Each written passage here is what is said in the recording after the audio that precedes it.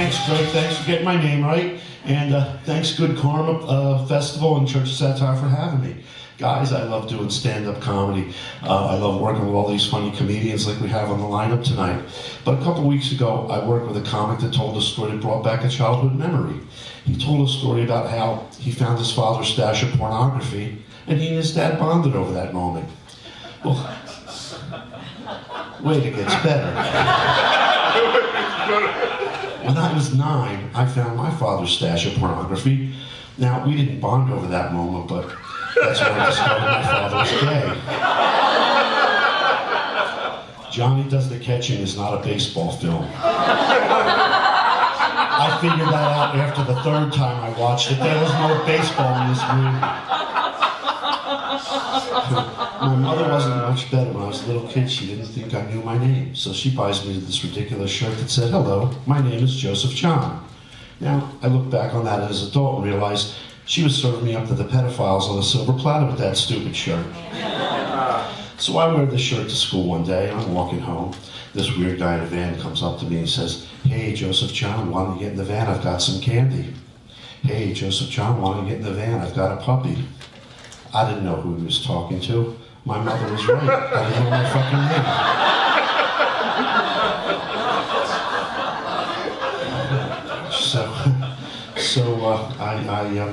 I do CrossFit. I've been doing it for 12 years. I'm doing it wrong because nothing is improving on my body.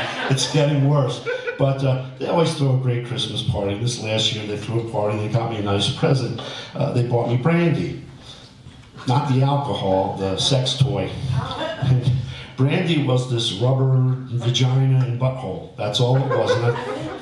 And you know, I thought to myself, there are pathetic guys that buy this thing to use. I'm gonna have some fun with it. So the next morning, I put a little ketchup on it, threw it on the dash or on the hood of my car, took a picture, posted it to Facebook, said, "Hey, I was driving home last night. I hit this naked lady. Can somebody come claim the remains?" I'll never be allowed to be on Facebook again.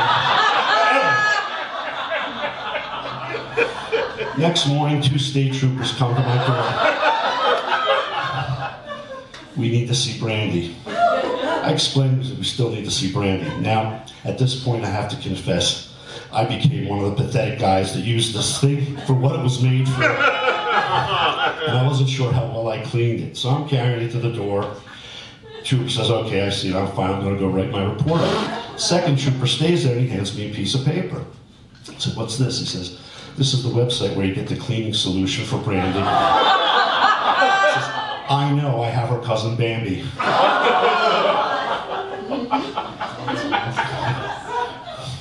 I'm getting older sucks. I'm gonna be 65 this year, guys. I'm turning 65. And I don't know where the time went. I feel like it was just yesterday where I was 18, staying out all night, and now my biggest concern is that I take my blood pressure medicine. So right? I'm living this. These aren't stories. This is my life. I just choose to share it with strangers on a Saturday night in Hanover, Pennsylvania. Thank you. But people say 65, it's, you know, milestone year, you're gonna have a party. I said, you know, at this point really it's no more a celebration, it's more of a countdown. And the reason I say that is, you know, 63 gave me some nasty things like erectile dysfunction, anal leakage, but some of you guys might be able to relate to the worst one. I saw myself naked in front of a full-length mirror. Gravity has not been good to my balls. You guys remember that toy, the clackers? I mean, I have to lengthen the string at this point, but you get the idea.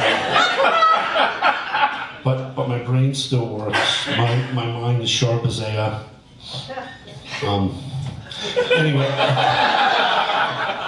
I'll think of it. But anyway, I did a show where they asked the comedians, what was the worst advice you ever got?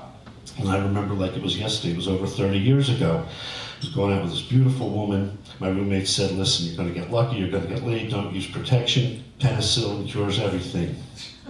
No, it doesn't. What penicillin did not cure is that 30-year-old kid that still runs around my house calling me dad. What what can I tell you? What can I tell you? And as we get older, we have to do certain medical things, right? I just, last year was colonoscopy time. You guys know about the colonoscopy? It's where they take that mile-long hose and shove it all the way up your ass. Now, when they did my procedure, they didn't put me under all the way. They gave me that twilight. And they said in the recovery room, oh, that I made them laugh that I was talking while they were doing the procedure. I said, oh, really? What did I say?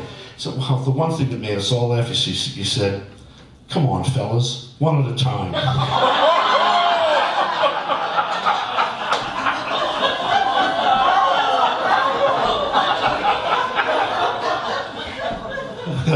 Some weird anesthesia they gave me on it. But anyway, if you had this procedure, you know the procedure itself isn't that bad. It's the day before the prep. You can't eat, only clear liquids. And about 8 o'clock, they tell you you're going to start to evacuate, which, in case you don't know, is a medical term for shit your brains out.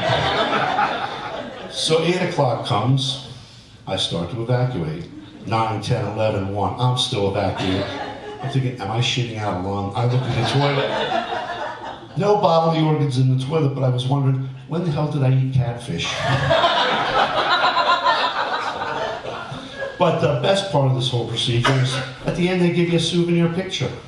I think, it's 3/4 of a mile up my ass. What am I going to do with this? Do I start an album? Do I put it on the fridge? Right now it's just laying on my kitchen table and I just sip my coffee, looking at my intestines, whatever the hell it is. Oh gosh, but I did get some medical procedures for some of my medical ailments. I had a Pez dispenser surgically installed in my ass cheek. And what this device does is it systematically releases testosterone as my body needs it. And after the procedure, the doctor said to me, listen, in about 2 weeks, you're going to get some really good wood. I said, Doc, that's great, but I'm not dating anybody. That wood's probably going to rot in the lumberyard. So like I said, I go to CrossFit, and for some reason, the guys, the girls, they're fixated on my ass. Do I have a nice ass? Yes! They love my ass. So I go in just for a light workout after the procedure. This one girl winds up, hits me right on the incision. Now I have 6 months worth of testosterone in my system. That's like taking a whole prescription of Viagra. 3 days I had an erection. I jerked off 13 times and got sick of it. Gosh. Well, I'd like to wrap this little get-together up by telling you a story about a trip I took down to Fort Lauderdale, Florida, about a year ago. I went by myself. I was getting bored hanging around the pool. So I came across this little town called Wilton Manors. Has anybody ever heard of Wilton Manors? Hell yeah! Hell yeah, second gayest town in America, right? Hell yeah! Hell yeah! Now, I'm not gay, but I was curious, all right? So I went into a gay bar, had a drink, minding my own business. This guy comes up to me and says, how much? How much what? How much hair do you have under that shirt? Nobody's ever asked me that question before. I had no idea how to answer it. So I did the smartest thing I could do in a gay bar, and I lifted my shirt and I showed him.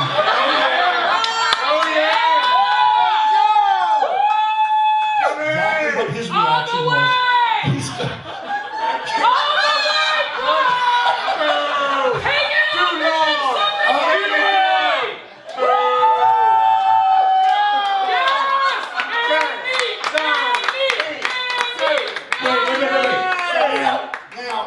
Petting me. And I figured, okay, I'll be his little Italian shit pet for a while. Maybe I'll get a free drink, but I said not below the equator. And that's normally when I pull my shirt down.